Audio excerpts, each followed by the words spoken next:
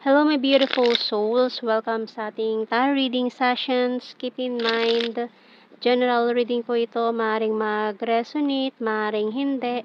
Kunin nyo na lang po kung para sa inyo and leave the rest. Maaaring mag-shift energies or magkabaliktad ang sitwasyon. Kaya kayo na pong bahala kung saan kayo nakalugar sa reading natin. Okay, so let's see.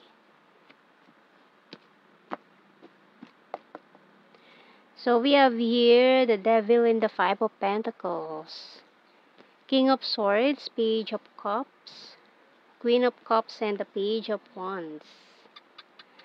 The Knight of Pentacles and Temperance. Bottom card is the Wheel of Fortune. Okay, so may strong Sagittarius energy tayo dito. And Capricorn. Okay, so maaaring itong taon to ng ghost sa'yo before pero bigla magpaparamdam.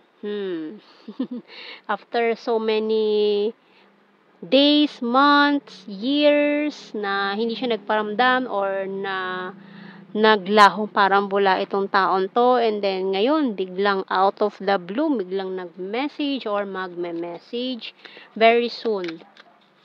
Okay, so tingnan natin anong message ng Archangel natin. So we have here courage. So mukhang nag-ipon pa siya ng lakas ng loob para dito sa pag-send niya ng message or sa pagtawag niya sa'yo or sa pag-reach out. So we have here courage by Archangel Ariel. Be courageous and stand up for your beliefs. Okay. So, kung ano din yung mga pinaniniwalaan mo, kung alam mong tama, ipaglaban. Okay? So, yun ang message dyan ng ating Archangel Ariel. So, tingnan natin sa mga signs and symbol cards natin dito. Mukhang ang tagal na nitong taong to nagpaplano. Kumbaga, urong sulong. Na-type niya na yung message sa'yo and then binura na naman niya. Hanggang sa nakalimutan na niya nang isend. Kumbaga, wala pa siya talagang lakas ng loob. Nag-iipon pa. And tingnan natin, bonfire. Okay, so bonfire. So, yun nangyari sa inyo nitong taon to ay saglit lang. Parang, ang bilis sa mga pangyayari na naglaho siya agad na parang bula. Kung maaaring itong taon to is exploring ng mga options niya. Kumbaga, after you is nag-jump agad siya sa ibang kumbaga, tinitimbang-timbang pa niya yung mga option niya, iniisa-isa niya. Kung alin siguro yung pinakang nagustuhan niya, yun ang babalikan niya. Or kung ano man, kung saan siya diba? So, kumbaga, ang bilis sa mga pangyayari. We have here scissor. Ayan, talagang no contact. Hindi na kayo nag-usap. And magnet. Pero ayan, talagang minamagnet pa rin tayo ng mga pangyayari dyan. Coin. So, maaaring twin flame energy ito, ha? We have here deep well and bell. Ayan.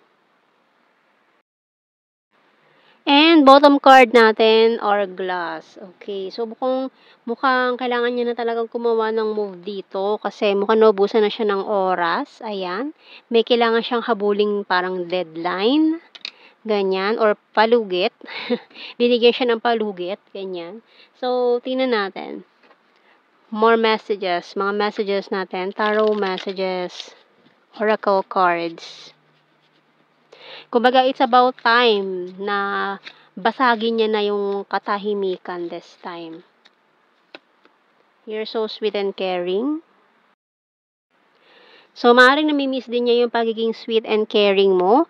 And, ayan, naniniwala siya or feeling niya talaga kayo ang destined to be. And, I can't decide.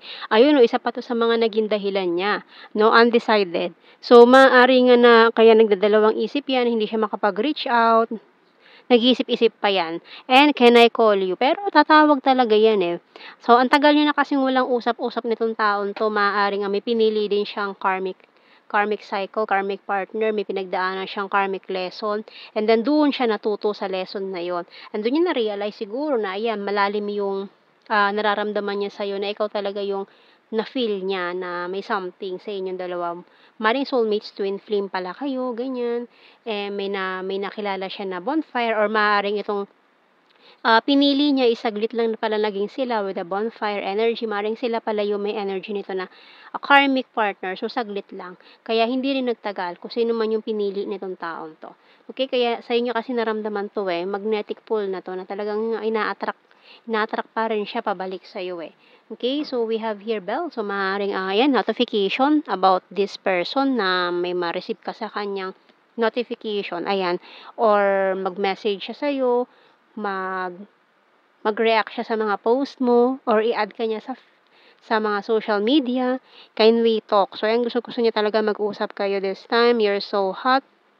You're the fairest of them all, Libra energy, and I can't let you go. So, ayan, hindi pa rin siya talaga nakaka-let go sa'yo. And yung bottom card natin, I want to see you this weekend. So, gustong-gusto niya rin makipagkita sa'yo ASAP, as soon as possible. Ayan. So, tingnan pa natin more messages natin dito. So, kung dati undecided siya, pero ngayon mukhang desidido na 'tong taon 'to. Natuto na siya sa mga lesson niya and talagang ikaw talaga yung gusto niya, eh. Aminado siya, alam niya na. Kung dati naguluhan 'tong taong 'to, can't decide siya dati, undecided. Pero ngayon sigurado na siya sa feelings niya sa'yo, eh. And I'm so attracted to you. I wish I had treated you better. And I don't react when people mention you. So, kapag may mga nagtatanong sa kanya, kinakamusta ka, deadma siya. Parang hindi niya alam kung paano magre-react, ganun. And I wish I could take back my words. So, itong sinabi niya sa'yo, or nung huling sinabi niya sa'yo bago kanya i-ghost, pinagsisisihan niya yan. And you speak to me through music. I'm becoming a better person daw. Ayun 'no, I'm starting to understand our connection. So, may something talaga sa inyo nitong taon 'to, lalo na kung divine counterpart energy 'yan, soulmates or twin flame or so kung ano man yung ile-label niyo diyan sa connection niyo. And sometimes I stay awake thinking about you, so lagi ka pa rin niyang iniisip and you came closer than anyone. So, ikaw lang talaga naka-touch sa puso niya ng gano'n, eh. Sa lahat na naging options niya, ikaw lang talaga.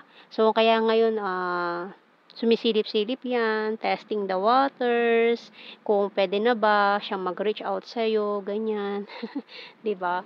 So, tingnan natin, kuha tayo ng initials. Ayan, maaaring initials ng mga name niyo or kung ano man ang mabuo niyo diyan na mga words, acronyms, ganyan, na maaaring, connected sa inyo.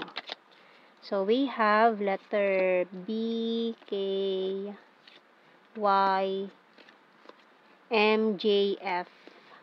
Letter V, H, R, D, I, O,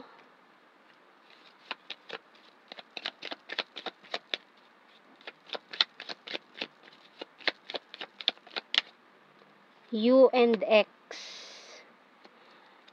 C ang bottom card. Okay, so let's see sa blue card natin. We have, ayan na nga, ang Union of Hearts.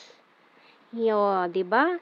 And marriage. So, maaaring ang bilis ng mga pangyayari diyan sa inyo. Maaaring very soon ikasal kayo agad-agad. And celebration. O, 'di ba talagang isa-celebrate niyo ng bonggang-bongga itong Union of Hearts ninyo ng iyong twin flame, soulmate, or kung ano man 'tong connection meron kayo nitong taong 'to. Ayan. So, tingnan natin sa ating general signs and messages.